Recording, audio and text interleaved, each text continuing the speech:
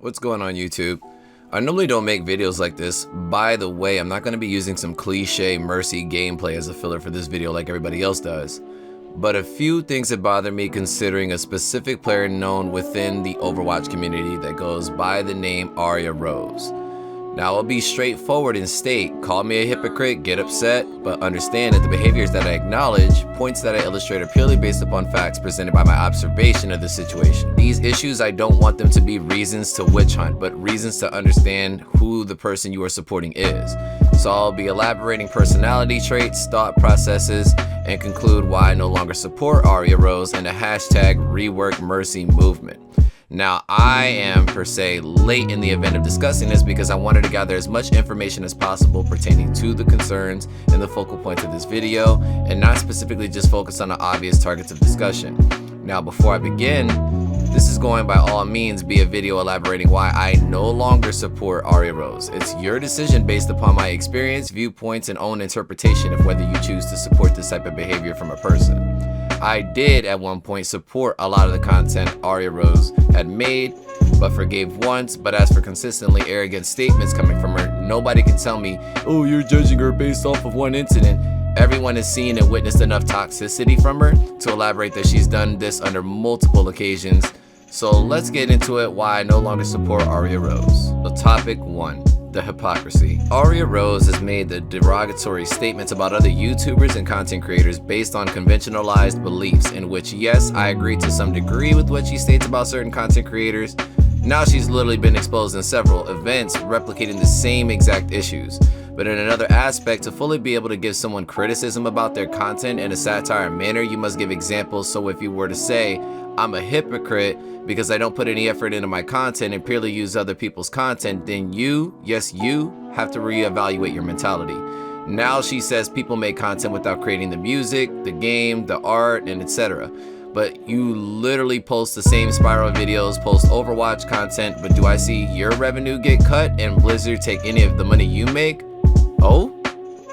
I guess not, because there's several specific guidelines that work around these games being posted and content being reviewed.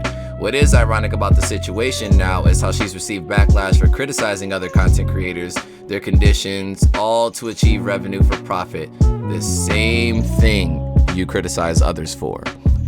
So you mean to tell me that everything you do deserves monetization? I guess the ideas that come out of your head should go to its rightful owners, huh? If any part of it is similar to a large organization or a content creator, we should just scrap it or 86 it, right? Incorrect. The fact that you felt the need to make a video explaining about how an e-girl is capable of attaining a larger fan base than you, even if it's by the means of them selling their morals, proves that it genuinely bothers you. Instead of supporting and recommending to your audience female YouTubers that you don't like, how about you introduce them to ones that you personally prefer to see? Instead of wasting these 7-minute video rants on girls you purely use your names to get views for. The fake voice that you make, the persona you portray, the ignorance you've stated in many statements about these females defeats your existence on the same exact platform. While yes, you may not be doing the same behaviors, there are scales of obscenity in which people will take into consideration if you choose to generalize a conventionalized stereotypical e-girl. But leading into my next subtopic, the fact that you state smaller channels using your name to obtain views and give you some notoriety while they act like they're simply better than you is simply your insecure mentality getting the best of you. Yet, as we can clearly see in this screenshot, your views tremendously spike when you're making controversial topics about people or YouTubers or other content creators, giving the same level of awareness of these YouTubers as we do you. But as the statement of many decades goes, controversy sells. So please don't ever talk about smaller channels getting views for spreading awareness of your toxic behavior in the same manner. Not to mention, I'm pretty sure based on analytics shown here, nobody's willing to collab with anybody who criticizes other people's content within a hypocritical manner, considering that's your only way of even breaking a fraction of your subs view count. Now, this isn't the matter of numbers. This is the point that proves that controversy sells. Anything that is widely talked about upon multiple platforms and social media is controversy. You even felt the need to state in a video that people use Eugenia as a cash cow today and felt the need to make a video not out of concern, but because you wanted to state your opinions, which once again further proves how ridiculously uncomprehensive you are of your actions. Eugenia Kuni is a YouTuber who's severely underweight. She's been a very sensitive topic for many years, some people milking her for views, most others extremely worried about her. So I'm gonna share my thoughts on the subject as well because I really don't like seeing this girl getting worse and worse. Of course, these are my thoughts.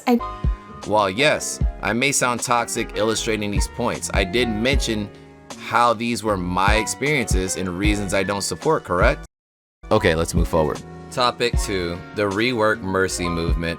Now, as I said before, I have supported Aria Rose with the movement of the Rework Mercy and even went as far as to making a video explaining how I supported as a former Mercy main and how I think Mercy should have been adjusted.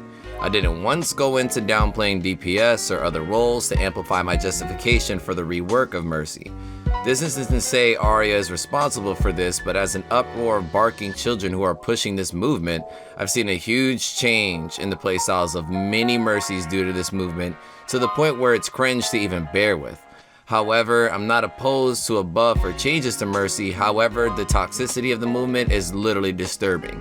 Blizzard, by all means, is not obligated to listen to any aspect of the community unbiased and just begin to make broken changes because of the opinions of a small base that demand it.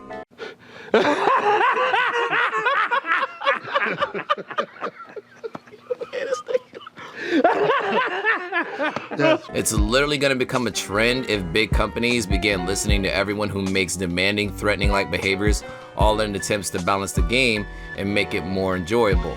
Since when was the toxicity of any movement ever successful in achieving anything being corrected or being fixed? Boy, if you don't get... Bitch. The door. What the fuck are you talking about? What are you talking about? No one cares! Because I can't name one instance I acted like a salty imbecile and it really worked. Now, this is the person you guys all wanted to love and support because of her passionate commentaries, right? Like I said, this is your choice of whether you choose to begin, continue, or end supporting her. I'm not going to say that this isn't going to be like a bash video because I'm merely criticizing my observation on these behaviors. I'm a very blunt person. I'm in the military. So I am well aware that there are always two sides. I will never look at anything completely unbiased without first observing the information provided and the facts. But downplaying to attain an upper hand has never worked in a community where there's threads and people using toxic statements to validate their opinions, such as saying an opinion is retarded, stupid, or less acceptable. It's to the point where Mercy mains are literally throwing matches to become battle Mercies, arguing even amongst each other on what suits or what is a suitable play as a Mercy main, or even arguing about her heal ticks, or arguing about how many people's hours have been played on Mercy. Mercy is rezzing one person and feel like they're really good. 126 hours is not good. But let's be honest here, Aria. You are notorious for the amount of subscribers and influence you have, but you need to humble up in the sense that your opinions aren't always right, even with 1,000 white knights or thousands of people supporting you. You can have all the hours you want, but you as a plat/gold player cannot tell somebody higher experienced and up the chain on these mechanical changes on how Mercy should bend to your playstyle when you barely land half your shots.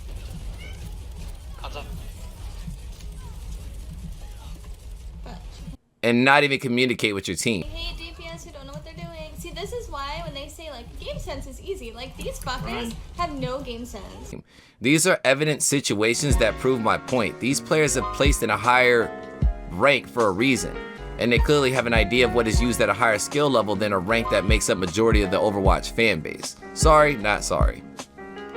While this is not to say that I'm perfect, I think everybody has a sense of some toxic expression one way or another, but let's not let this distract us from the fact that on several occasions, Aria has stated that her movement was not only going to downplay the DPS, but even as the feedback and responses of higher rank, yes, higher ranked, like top 500 Mercy main Neandra, experienced players telling her that her movement is not needed, unbalanced things, again, apparently gets them witch hunted, doxxed, banned, kicked from the discords, blocked on Twitter, but now all this Rework Mercy has introduced you as a toxic player and a toxic head for the community, and you're held responsible for the banning of multiple accounts on Overwatch, the threads, and even the game itself because of your white knights, you want to delete your way out of the situation because it seems that you're incapable of getting a grip on your horrendous actions, which plays into my next topic. Topic number 3, the race card. I saved this for last because I figured it'd be the most impactful one I should save here. I'm African American, Hispanic, and Asian descent,